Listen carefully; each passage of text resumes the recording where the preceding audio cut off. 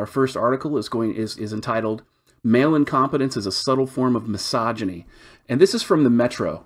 And what's interesting about this article is that it is really just, I mean, Jesus Christ. Basically, the author is accusing incompetent males as being misogynist because they're incompetent. I can't. It's retarded. It is retarded at a level that I have not seen in a long time. And the thing about it is that there's a quote in the article that is hilarious because it says that male incompetence is tolerated. Let me see if I can find the quote. I'll scroll to it so we can see it together. Here we go. It says male incompetence is right here. Male incompetence is tolerated far more than female ineptitude. Our society has a number of lovable buffoons who fool around and are excused from acting like prats because they're funny. They might be rubbish at most things, but as long as their banter is flowing, we put up with it. These types are almost exclusively men. Now, this is retarded. And let me explain why this is retarded.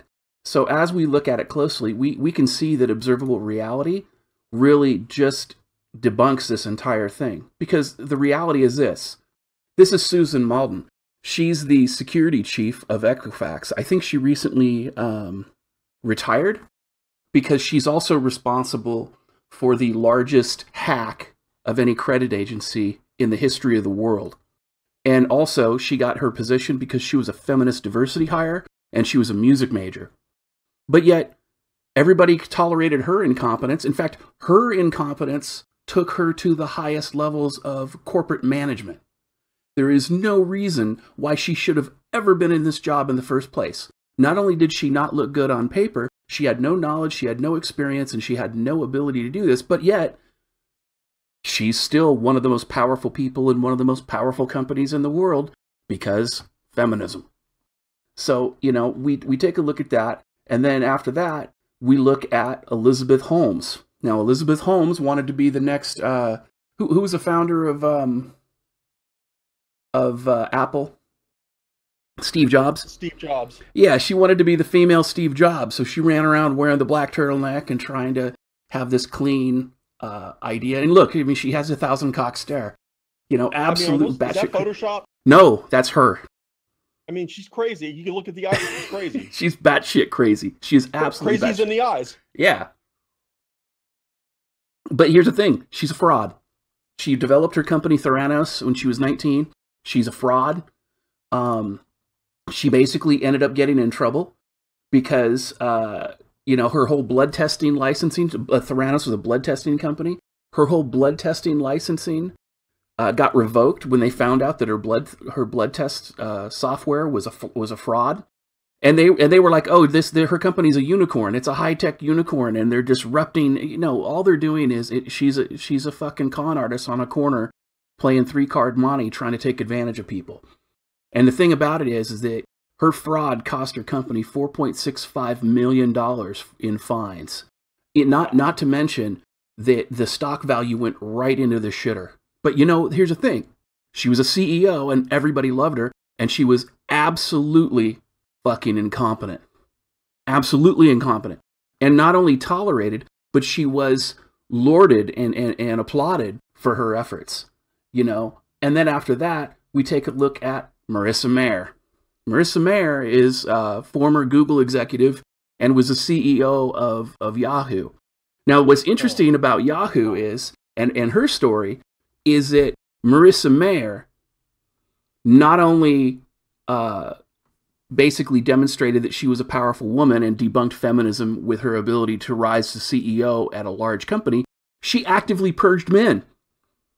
So this woman's talking about, oh yeah, you know, male incompetence is completely targeted. No, this woman was actually purging men from her company.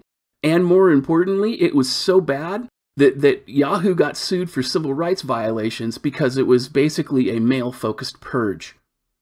So again, it blows me away when I see this article, you know, and this woman is talking about how, you know, male incompetence is a subtle form of misogyny. She's retarded, and that's being kind. It's absolutely crazy. Now, Grizzly, you had a chance to look at this article. What are your takeaways on this? Well, besides the fact that this article gave me brain cancer, Most of it focuses on housework. And let's get back to that statement you quoted about how these guys are lovable buffoons. Right. And I've ran into some of these buffoons. But the question I ask, how many of these buffoons grew up in a house without a dad? Right. And it's all about housework in this article. And it particularly pissed me off because I could do my own laundry, I could cook, I can iron my own clothes. And in fact, when I was in the military, I ironed my own uniforms and I wore them in inspections and I passed. So this whole thing about, and while on the other hand, I've ran into many women that can't cook, don't clean, just take their clothes and throw them in the laundry in the washer and just whatever, and their places look like crap. So this is like a complete inversion of reality. I agree. I agree completely. And it's what's funny about this is it says, which begs the questions, is conscious male incompetence a form of misogyny? And it's like, no, bitch, you're at home. You're supposed to take care of the house while the man works. I mean, if you look at a traditional patriarchal society, that's how it works. Look, if all she was giving up was a pussy, this is called prostitution. Exactly. And that's the problem is it, and the thing about it is for her to write an article that basically says that, being incompetent is somehow a form of sexism on its best day is retarded. It is absolutely fucking retarded. And I cannot believe that, a major media outlet would actually publish this. That's the thing that blows me away. And it's just, I can't. Yeah, exactly. And one thing I noticed about this article is this: she literally took this out of The Simpsons and Family Guy, where the dad's an idiot.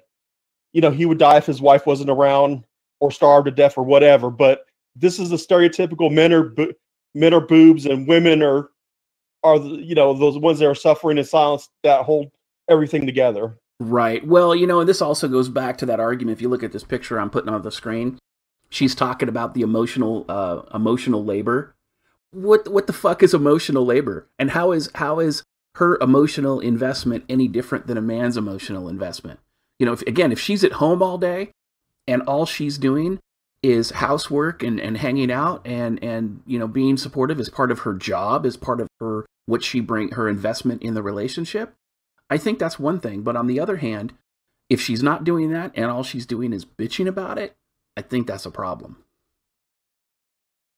Well, being the housewife, you get the better end of the deal in reality. Right. And again, this is another example of we're just going to go ahead and reframe everything as misogyny, and we're going to show all the different ways you can hate men. Feminists haven't had a legitimate grievance about anything since 1963 when the Equal Pay Act was passed, and now they're just making shit up. It's absolutely crazy. So, do you have anything else to touch on this article before we move on? Well, this just typifies that feminism, the other various groups on the left, they need victims to keep going. They need victims to keep getting money. So they're really digging now.